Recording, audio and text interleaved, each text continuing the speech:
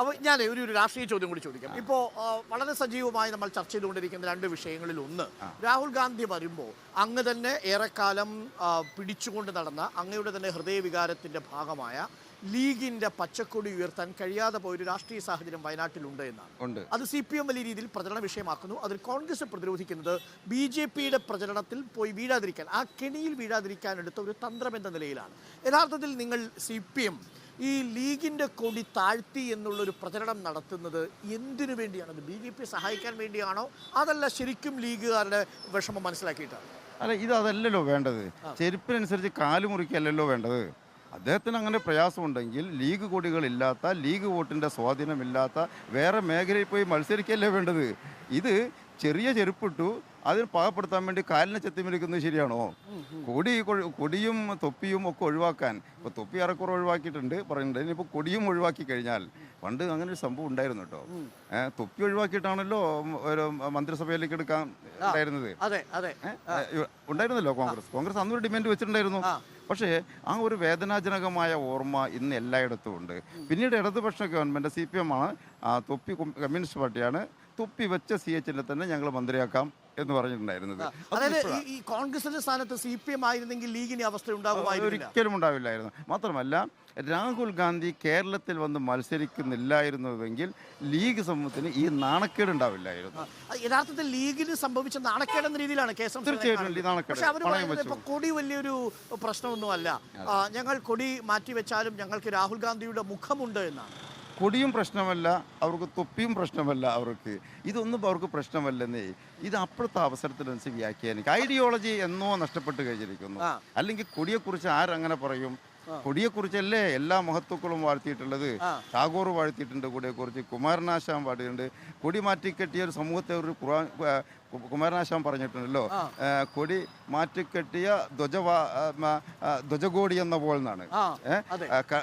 തടവി ഗളത്തിൽ അനിഷ്ട ദർശനം, ഇഷ്ടമില്ലാത്ത ദർശനം.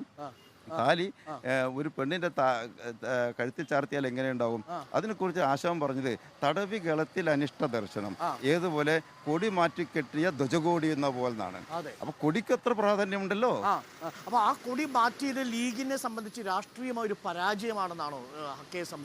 ലീഗ് അണികളുടെ മൊറാലിറ്റി പോയി, ലീഗിന്റെ മൊറാലിറ്റി നഷ്ടപ്പെട്ടു, ആത്മവീര്യം കെടുത്തി പോയി, നാണം കെട്ട അവസ്ഥയായി പോയി. അത് ലീഗുകാരുടെ ഉള്ളിൽ ഒരു അമർഷമായിട്ട് വരാൻ സാധ്യതയുണ്ടോ? പൊന്നാനിയിലടക്കം പാർലമെന്റ് സീറ്റ് വിഭജനത്തിന്റെ കാര്യത്തിൽ അത് കഴിഞ്ഞ് ഒരു MP സ്ഥാനം രാജ്യസഭയിലേക്ക് കൊടുക്കാമെന്ന് പറഞ്ഞ് എല്ലാം ഒപ്പിച്ചു. അത് തന്നെ പറഞ്ഞിരിക്കുന്ന വഹാബ് കഴിഞ്ഞാൽ, ആ കാലം കഴിഞ്ഞാൽ അത് തിരിച്ചാണ് കൊടുക്കണം എന്ന് തന്നെ കുറച്ച് കാലത്തേക്ക് ഒരു അഡ്ജസ്റ്റ്മെന്റിൽ വെച്ചു. അവിടെ തന്നെ ആത്മവീര്യം പോയി. അതായത് കോൺഗ്രസിന്റെ പാളയങ്ങളിലുള്ള ആടുജീവിതമാണ് ലീഗിന് എന്നതാണ് പ്രതിപക്ഷം യഥാർത്ഥത്തിൽ ഇതിനെക്കുറിച്ച് വിമർശിക്കുന്നത്. സത്യത്തിൽ അത് അങ്ങനെ തന്നെയാണ്. അതെന്താ, ലീഗിന്റെ പ്രശ്നമല്ല, അതെന്നേ കോൺഗ്രസിന്റെ പ്രശ്നമല്ല. ലീഗ് കൈകാര്യം ചെയ്യുന്ന അതിന്റെ ഒരു മാനേജിംഗ് ഡയറക്ടറെ പോലെ പോസ്റ്റിൽ ഇരിക്കുന്ന ആളുകളുടെ പ്രശ്നമാണ്. അവരുടെ ആവശ്യത്തിന് വേണ്ടി എല്ലാം വ്യാഖ്യാനിക്കും, എല്ലാം കൊണ്ടുവരും. ഇതിന് ചർച്ചയില്ല ഇതിനകത്ത്. ഈ പാർട്ടിക്കകത്ത് ഞാൻ അതിൻ്റെ സംസ്ഥാന സംഘടനാ ചുമതലയുണ്ടായിരുന്ന സെക്രട്ടറിയാണ്. UA ബിരാന് ശേഷം ഞാൻ മാത്രമേ ആ പോസ്റ്റിൽ ഉണ്ടായിട്ടുള്ളൂ. എനിക്കതിന് നന്നായിട്ട് അറിയില്ലോ. അതിനകത്തൊരു ചർച്ചയല്ല. ഇന്നലെ രാത്രി കിടക്കുമ്പോൾ ഉറക്കം വരാതിരിക്കുമ്പോൾ എന്തെങ്കിലുമൊക്കെ ചിന്തിച്ചിട്ടുണ്ടാവും. കാലത്ത് വിളിച്ച് പറയും, മജീദേ നമുക്ക് നാളെ അങ്ങനെ തീരുമാനിക്കാട്ടാ, അല്ലെങ്കിൽ തങ്ങളെ നമുക്കങ്ങനെ പോയല്ലേ, ശരി തീരുമാനമായി പറയും.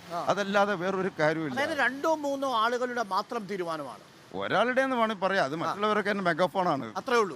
അതായത് PK കുഞ്ഞാലിക്കുട്ടിയുടേതാണ് താങ്കൾ ഉദ്ദേശിക്കുന്നത്? അങ്ങനെ ചില ആളുകളുടെ ആളുകളുടെ തീരുമാനം ബാക്കിയുള്ളവരുടെ കൂടി അംഗീകാരം. 1-2 ആളുകൾ മെഗാഫോൺ ആവും, ബാക്കിയുള്ളവരൊക്കെ. ലീഗ് അങ്ങനെ ഒത്തുതീർപ്പുകൾ, തൊപ്പി മാറ്റുന്നു, പിന്നീട് രാജ്യസഭാ സീറ്റ് കോംപ്രമൈസ് ചെയ്യുന്നു, ലോക്സഭാ സീറ്റ് കോംപ്രമൈസ് ചെയ്യുന്നു, ഇപ്പോൾ കൊടിയും കോംപ്രമൈസ് ചെയ്യുന്ന അവസ്ഥയിലേക്ക് എത്തുന്നു. ഇനി എന്തുണ്ട് ബാക്കി? ഇന്നലെ രസമുണ്ടായാലോ, പൊന്നാനി പാർലമെന്റിൽ ഒരു സ്ഥാനാർത്ഥി, തൊപ്പിയിട്ട ഒരു സ്ഥാനാർത്ഥി നോമിനേഷൻ കൊടുത്തിട്ടുണ്ട്. അയാൾക്ക് തൊപ്പിയിട്ട നോമിനേഷൻ സ്വീകരിക്കാൻ പാടില്ലെന്ന് ലീഗ് അവിടെ വാദിച്ചു. സ്ക്രൂട്ടിനി സമയത്ത് ലീഗിന്റെ പ്രതിനിധികൾ വാദിച്ചു, തൊപ്പിയിട്ട സ്ഥാനാർത്ഥി പാടില്ല, അയാളുടെ ഫോട്ടോ, അയാളുടെ നോമിനേഷൻ നിരസിക്കണം, കാരണം തൊപ്പിയിട്ടു എന്നതുകൊണ്ടാണ് എന്ന് ലീഗ് എവിടേക്കാണ് പോകുന്നതെന്നൊന്നും പറയുന്നില്ല, എവിടെ നിന്നൊന്നും മനസ്സിലാവുന്നില്ല. എന്താ അതിനൊരു അതാ ഞാൻ പറഞ്ഞത്, അതിനൊരു ഐഡിയോളജി ഇല്ല.